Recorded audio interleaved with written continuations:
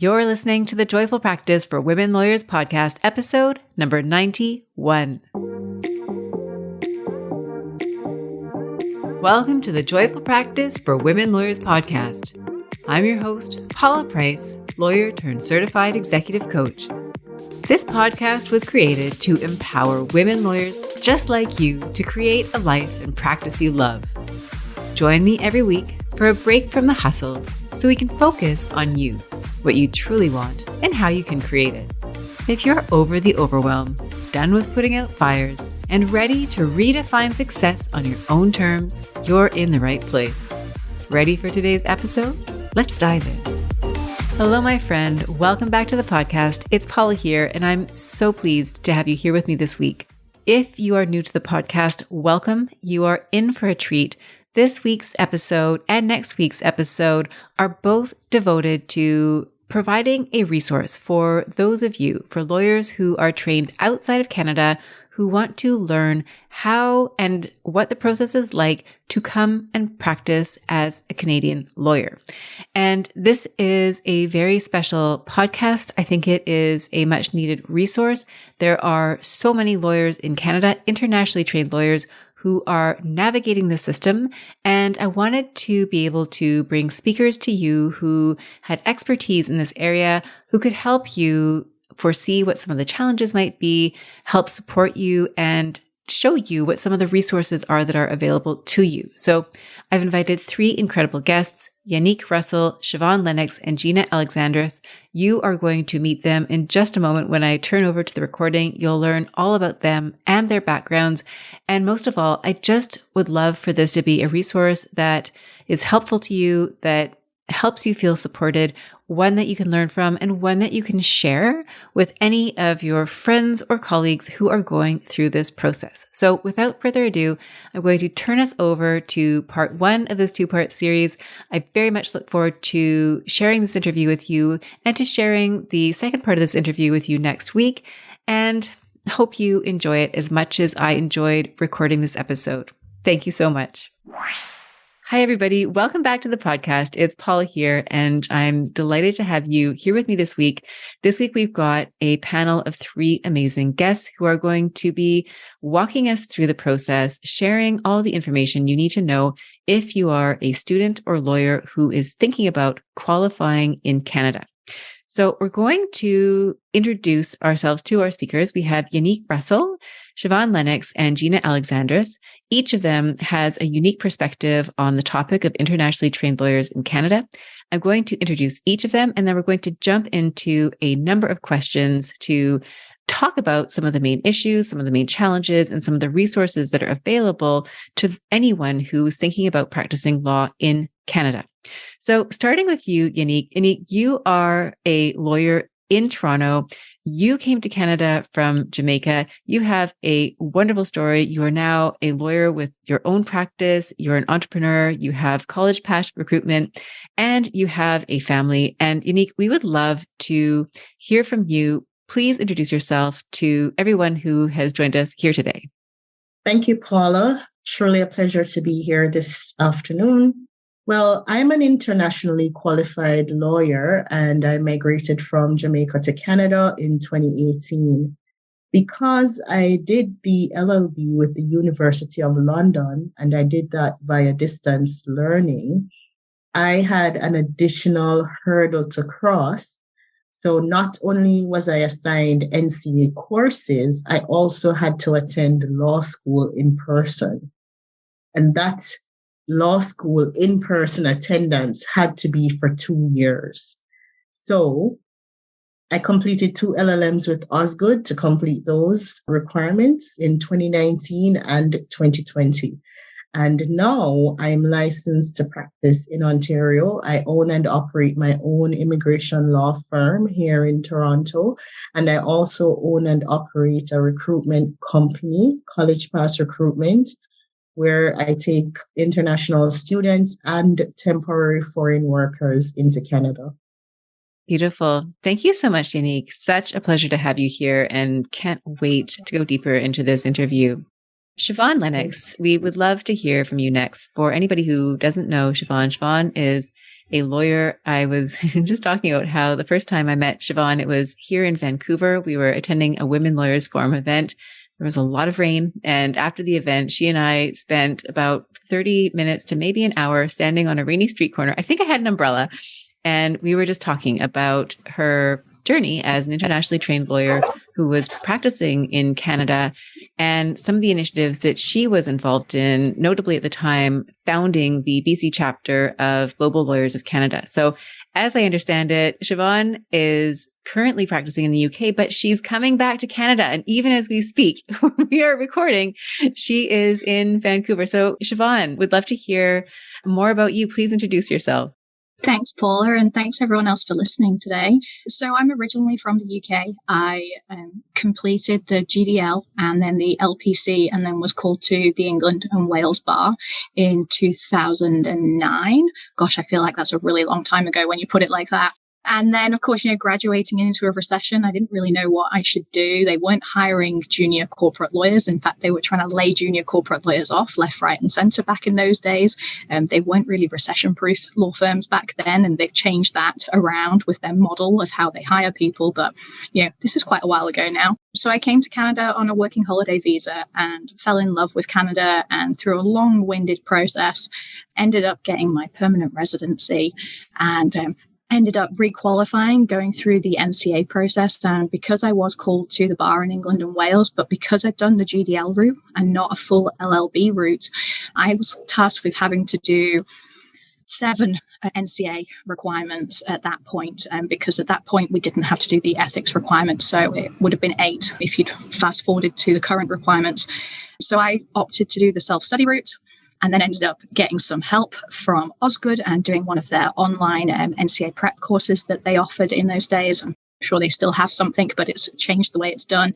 And then went through the wonderful journey of finding articles, articling, doing the PLTC course here in BC, being called to the bar, practicing in securities law in a boutique law firm, and then made the decision just over a year ago to move back to the UK. And I've been practicing in the UK, and I'm now an in-house counsel for a large contract catering company listed on the French Stock Exchange. And I work in the UK headquarters doing that. So I'm now doing sort of corporate commercial work.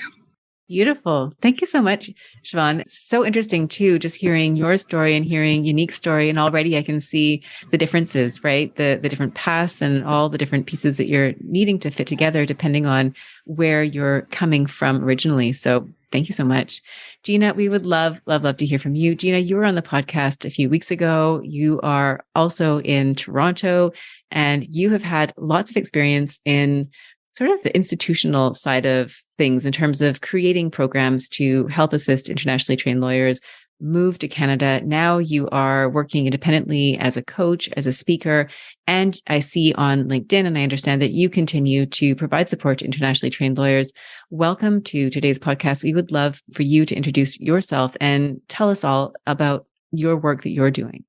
Thank you, Paula, and thank you for having me back. It's great to be back on the podcast and nice to meet everybody, and thanks to the listeners as well.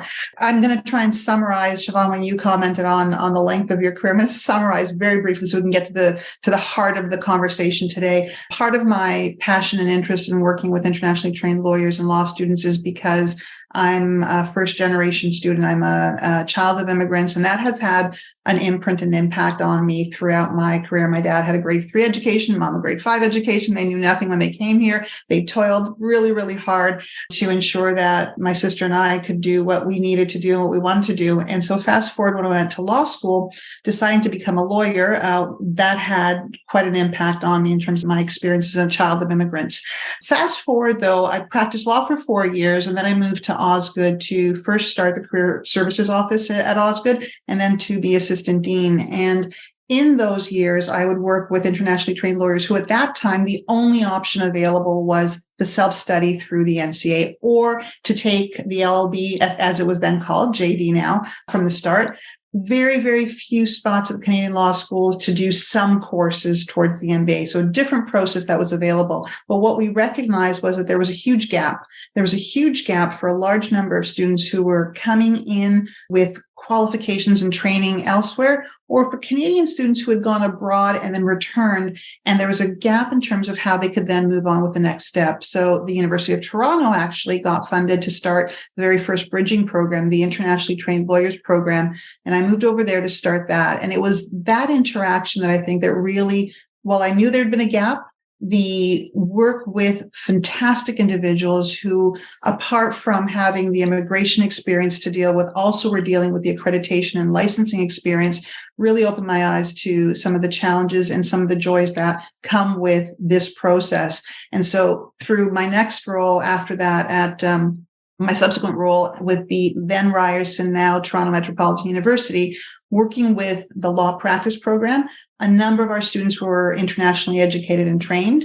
And as I moved on to being a coach, it was really important for me to maintain that connection with this group for all the reasons that I've said. So I'm delighted to be here to have this conversation. Thank you. Beautiful. Thank you so much, Gina. And as we're talking, it occurs to me that it might make sense for me to put a bit of a definition around what we're talking about in terms of internationally trained lawyers. This was a group of lawyers that I learned of when I became a coach. I remember having conversations with other lawyers and professional support at law schools. And what I learned was that the number of internationally trained lawyers was huge. Like if you were looking at the number of students who were graduating from Canadian law schools and compared the numbers to students who, and here's where I think we're getting to that definition of internationally trained lawyers.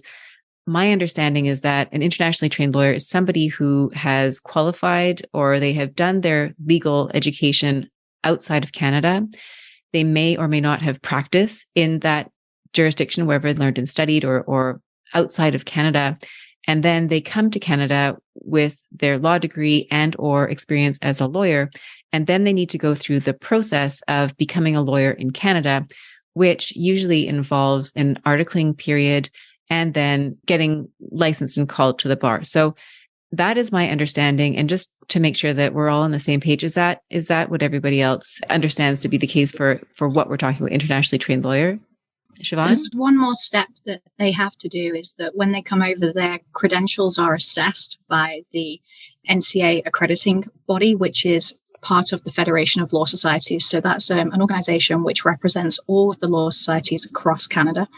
And they assess everybody's foreign credentials to ensure that all the candidates who are wanting to become qualified in Canada, in whatever province or territory it may be, meet the minimum educational requirements that a student who is graduating from a Canadian law school would have. And so for that, these candidates will have to submit copies of law school transcripts, certificates of any bar that they may be a member of anywhere else in the world, and depending on where they're coming from, also their English language qualifications as well. And so that can all be found on nca.legal on their website, which actually sets out all of those requirements. And then once they've assessed it, then the NCA may say you have to do additional courses or challenge the NCA exams. And you heard in the introduction Yanique's path through that and my path through it. And there are many different paths through it, which I think is what we'll come to later on, is one of the hurdles that people face, is there are a number of ways that you can meet those requirements. Then once you've met them, then you start the bar process in whichever province or territory you actually want to practice in. And of course, they're all slightly different as well. And you can find all of those on the individual law societies' websites for those. Beautiful. Thank you so much, Siobhan. And again, going back to who might fall into this category, this applies whether you are a Canadian citizen who goes abroad to study and then come back to practice law, go through the requirements and then practice law, or if you are somebody who maybe not Canadian, who has done their training abroad and then is seeking to practice in Canada. Gina, we'd love to hear from you as well. The additional comment that I would make is that it can also apply to those who have done a civil degree in Canada, because what the NCA, as Siobhan correctly pointed out, is an accreditation of credentials to ensure that you are meeting the requirements of the common law degree in Canada. So for a number of people within Canada, but also a number of people coming from hybrid or from civil jurisdictions, there are additional hurdles that are faced to be able to seek equivalency for their civil degree that they may have in their home jurisdiction. Fabulous. Thank you so much. See, I knew we had all the expertise. So hopefully I will be asking the right questions here. Although it sounds like even if I don't know the questions, you know where to take me, because it's a process that it sounds like it's individual to each person. And so just thrilled to have you. Yanique, you mentioned that you came from Jamaica. So you attended the London University for your law degree. You were qualified to practice in Jamaica. You practiced in Jamaica, and then you decided to make the move to Canada. So I would love to know what drew you to Canada, and also what your experience was of learning what you needed to do to qualify and then going through that process. Yeah, so I did the UOL's LLB virtually. So all my textbooks were sent to me in Jamaica. I read them. I literally taught myself law. There was one exam every May. You sit that exam in Kingston, which is the country's capital. Now, I never was called to the JBA, which is the Jamaican Bar Association. I never practiced per se in a firm. I was more in a quasi GC role, like in-house, where I would review commercial contracts for a tour operator that I worked with in the cruise line industry. What drew me to Canada? Pretty much what draws every other immigrant to Canada. Your ancestors, Gina's ancestors, better opportunities, right? And I thought, this is not just about me, but at the time I had a 3-year-old, 4-year-old. So I did the express entry, applied for permanent residence, was successful, and I landed here in May 2018. At that time, I knew nothing about qualifying as a lawyer in Canada. I actually applied to Osgood to do I think it's their environmental law, LLM. And it was during that conversation with Sophie, I'll never forget it. She looks at my credentials and she said, but you're an internationally trained lawyer, and that means you need to have your credentials assessed by the NCA. And I'm like, the NCA, what's that? She then outlined the process so succinctly for me. I'll never forget that. Very grateful. And steered me towards the Canadian Common Law LLM, which is Osgood's way of ensuring that persons are able to check all those NCA boxes by literally pursuing that one LLM. With that one LLM, I was able to get 7 out of my 8 NCA courses. Now, earlier in my introduction, I remember stating that I would have an additional hurdle to clear because my LLB was gained via distance learning. And for Canada, for the NCA, law must be taught in person. So in addition to actually completing the NCA courses, like I couldn't do the self-study route. I had to attend law school, which I don't, for me, that was a plus. I really am happy I got the opportunity to attend Osgood. And it's truly an opportunity to start building the stepping stones, the blocks, forming the relationships that will take you along the journey to practicing as a lawyer here. Beautiful. Thank you so much, Yanique. And we'll have time also to talk more about the path that you followed after that magical conversation with Sophie, right? She laid it all out. It sounds like, this is when the term internationally trained lawyers kind of first appeared on your radar. And so we'll love to hear more about how you went from that initial conversation to where you are now. Siobhan, I'd love to turn it over to you now and ask you about your experience qualifying to practice as a lawyer in Canada. So I kind of probably rattled off most of it in the introduction. So I kind of jumped ahead slightly on this one. But like many internationally trained lawyers at the time, I had no real idea what I was doing. I Googled and I used that magical search engine Google and typed in, how do I become a lawyer in Canada? And somehow something popped up and it steered me in the direction of the Law Society of BC's website, which set out, if you're not educated, legally educated in British Columbia, this is what you need to do. And it basically sent me to this random website, and I started looking at it and was like, oh my gosh, what is this? And there was all these terms being thrown around, and I just looked at it and was like, okay, so basically you want me to redo law school. However, I can tackle it on my own. Right, well, that sounds really good because I'm broke. So let's see how we go about doing this. And I was in a sort of a semi-fortunate position in that when I'd moved to Canada, I went and was a ski bum for a couple of years. And then I landed in Vancouver. So I'd moved from Alberta to Vancouver. And I'd done a few temping jobs. So I'd moved around from various different law firms, in-house positions, quasi-legal positions. And so I got to experience a variety of different legal type of work that was on offer in Vancouver, at least. And it sort of helped me hone in on, you know what, I really did want to stay in business law. And so I then made that my focus going forward from that. And I managed to get a legal assistant position at McCarthy Tetro. They helped me with my permanent residency application, which was incredibly nice of them. And one of their employment lawyers who specialized in immigration would check all of my immigration applications so that I could do it. And once I'd got that process, I then started downright submitting all of my credentials and having to contact my university in the UK and ask for transcripts, because it's not something that back in that sort of time period was just automatically given to us. And also the NCA require that it's submitted directly from the university to the NCAs. It doesn't come through you. So there's like a little bit of a time factor in, because you've got to contact all these different people in different time zones and ask them to connect with each other. So you've got to be quite organized in this process as well and keep track of all these times as you're going through. So I was working full time, self-studying, getting a little bit of help from Osgood when I needed it, because there was terminology in there that just was alien to me, So I took advantage of this online course, which just helped me solidify some of the terminology and also the way that the legal education system thinks. Every jurisdiction has a different way of teaching the law, and just learning the way that they think about it and how they expect it to be described and to be evidenced in paper was a really helpful exercise by doing that Osgood course, because I was coming at it from a UK perspective, and they have a different slant here. We may both have spoken English, but we speak a different type of English in this sense, and it was learning the right way of approaching it, which then really helped when it came time to sit the exams. The exams are done periodically throughout the year.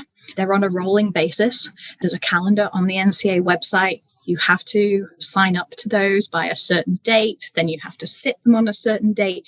They used to be in person, so you had to physically get to one of the test centers.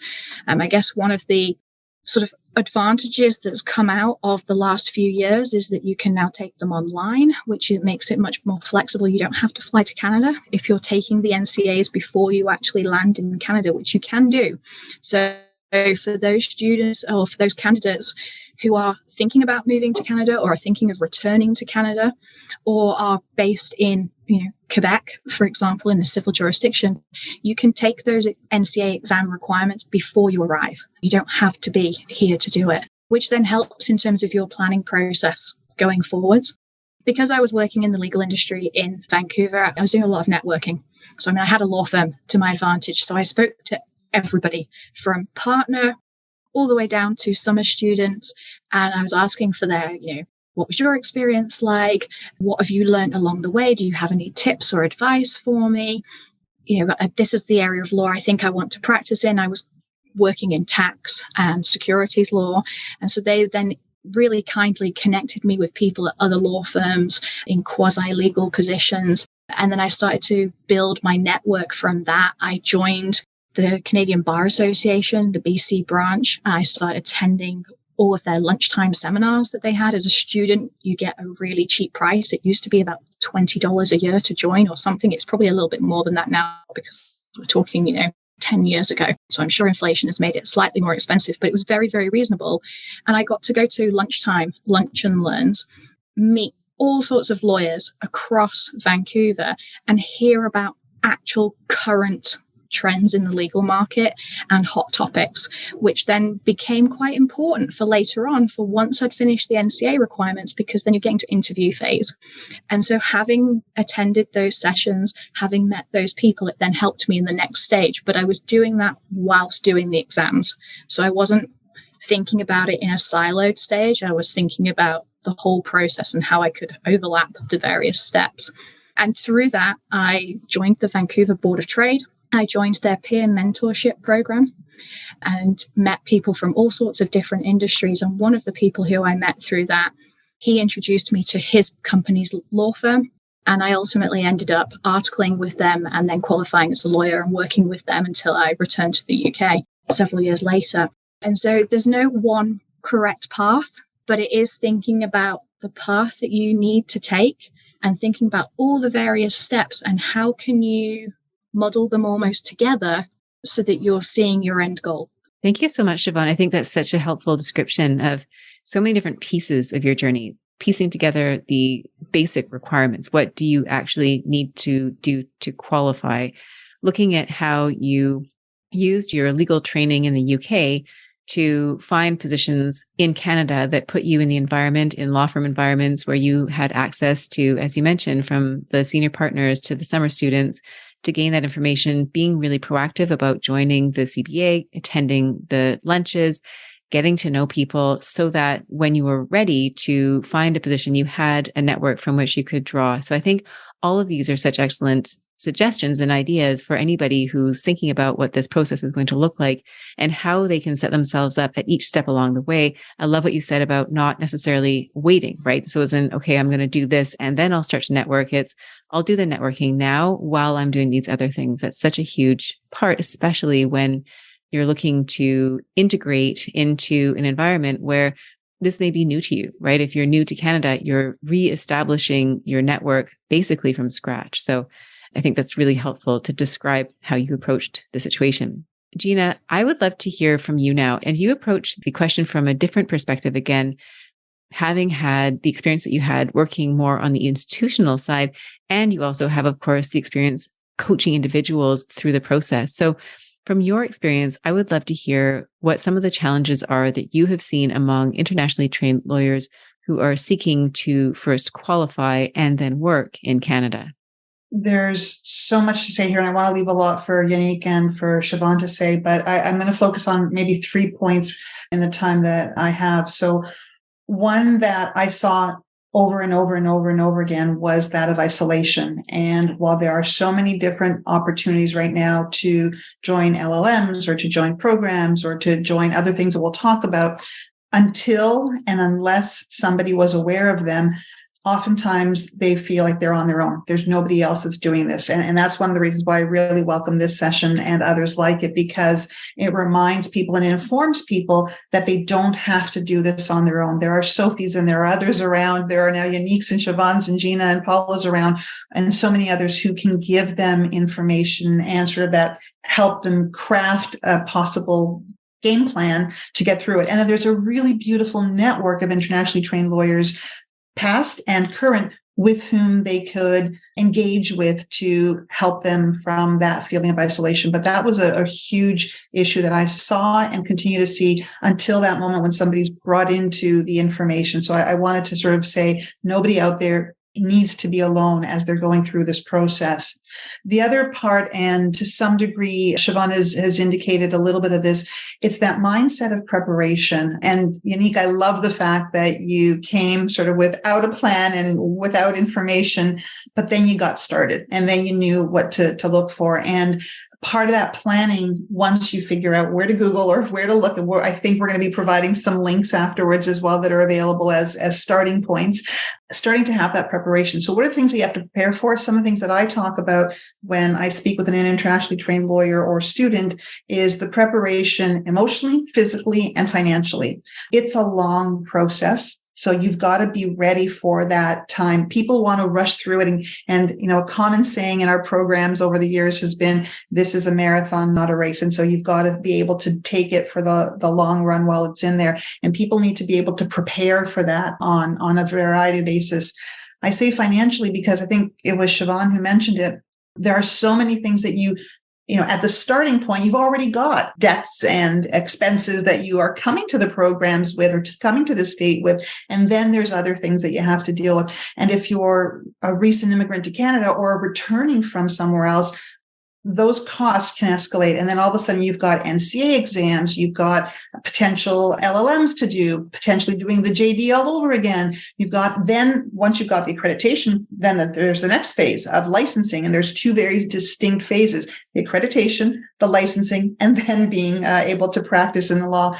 And that could take, again, both a time constraint, an emotional constraint, and a financial constraint. And I think people preparing for that, unless you walk through it, it's hard to actually experience it. But at least if you have a bit of an understanding, it softens the blow a little bit when you start getting those expenses. And one of the things I've seen people try and do, juggle too much at the same time. I need to get through this in 1 year. That's my timeline. So I need to take care of my children, have that other job on the side that I need to do, study for my NCA exams, start networking, prepare for an ABC.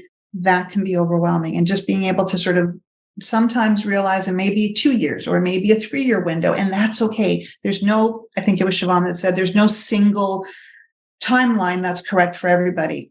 And then the third thing that I would say is that of communications and really understanding the culture and expectations of the legal profession within Canada and being really honest with yourself. So getting the accreditation through the NCA is one thing, but you need to be able to then be prepared to work fully in the profession that you're selecting. And so being able to prepare yourself and being able to also prepare, this is one of the toughest things, it's almost the elephant in the room, to prepare for the resistance that you might find within the profession. And I think it's important just to understand that that is something very real.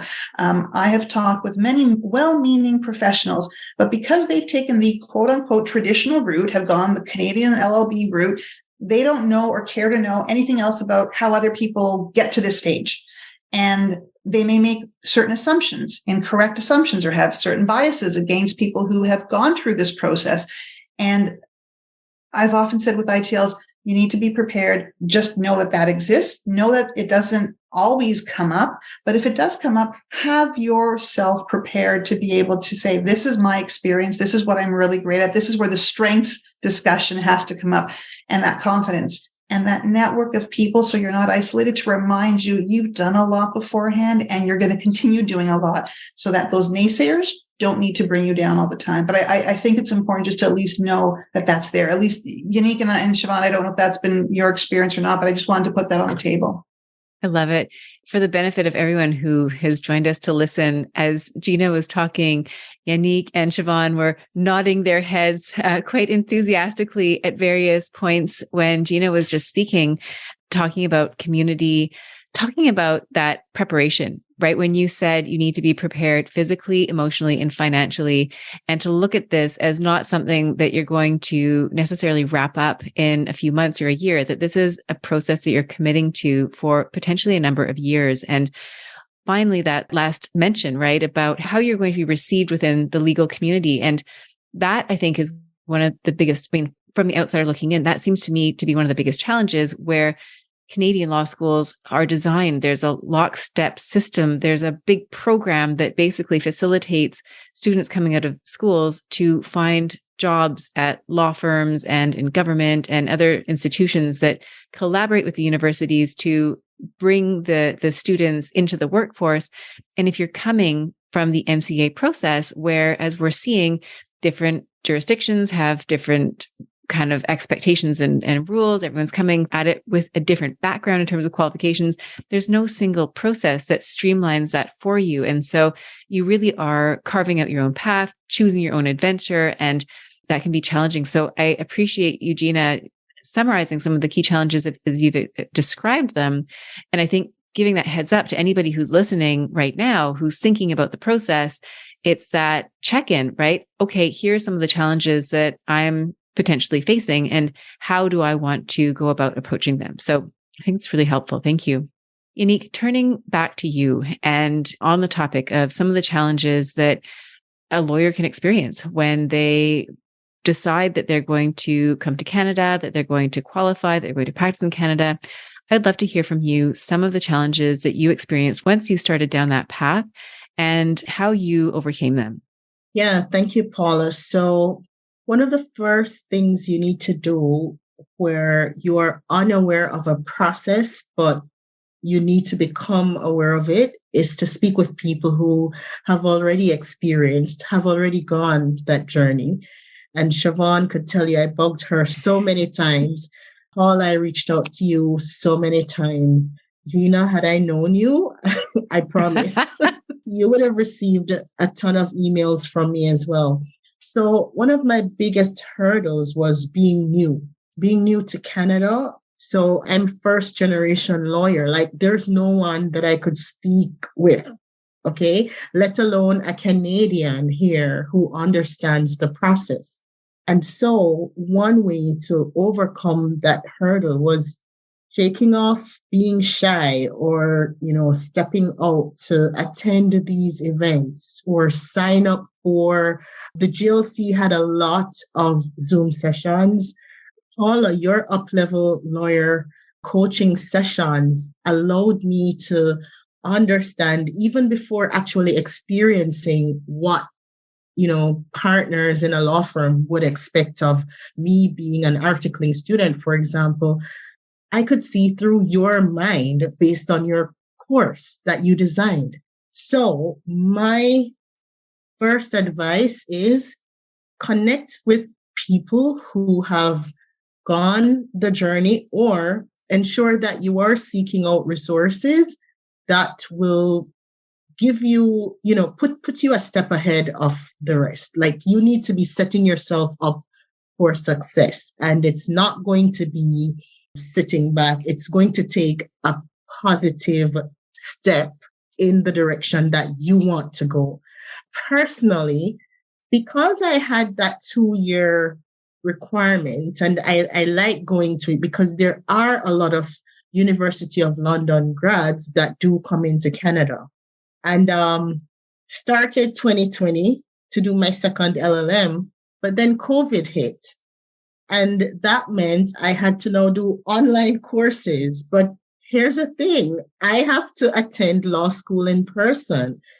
And that meant Osgood, I think UBC, I think Alberta, all the universities had to lobby on our behalf with the NCA to say, hey, we've got these students that literally can't meet that requirement. That was a very overwhelming time for me. And of course, for other UOL grads that had to meet that in-person requirement. I'm very grateful for persons who understand, not because they have experienced this, but because they are interacting with ITL. So I'm happy for a Gina. I'm happy for a Sophie at Osgood who can say, okay, you're an ITL, you're coming with skills, you're coming with credentials. We understand that this process may be overwhelming for you. So let me hold your hand. Let me show you what you need to do, or at least point you in the direction that you should be going in. Besides that, I was a mom. And Paula, I had a young baby.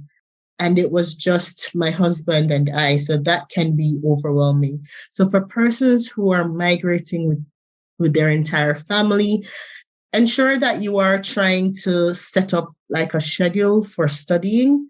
Ensure that you are seeking out groups. If there is someone that can assist you in class with maybe notes, if for some reason you need to skip because you've got to go to the daycare, those things happen. It's life, right?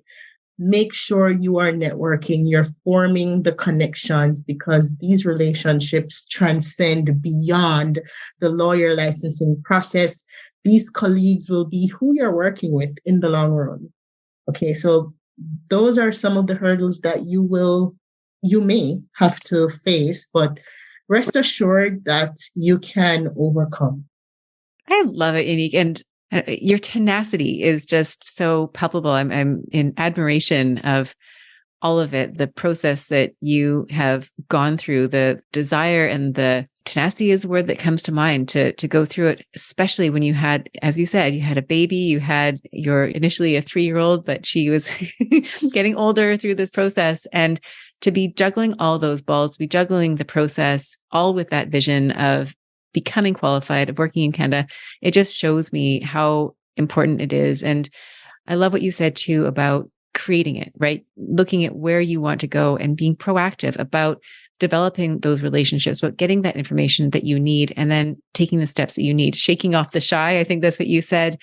That might be what you need to do if for those listeners who may feel introverted or reluctant to make the first move, to introduce themselves, to go to the networking event when they don't know anybody else who's going to be there.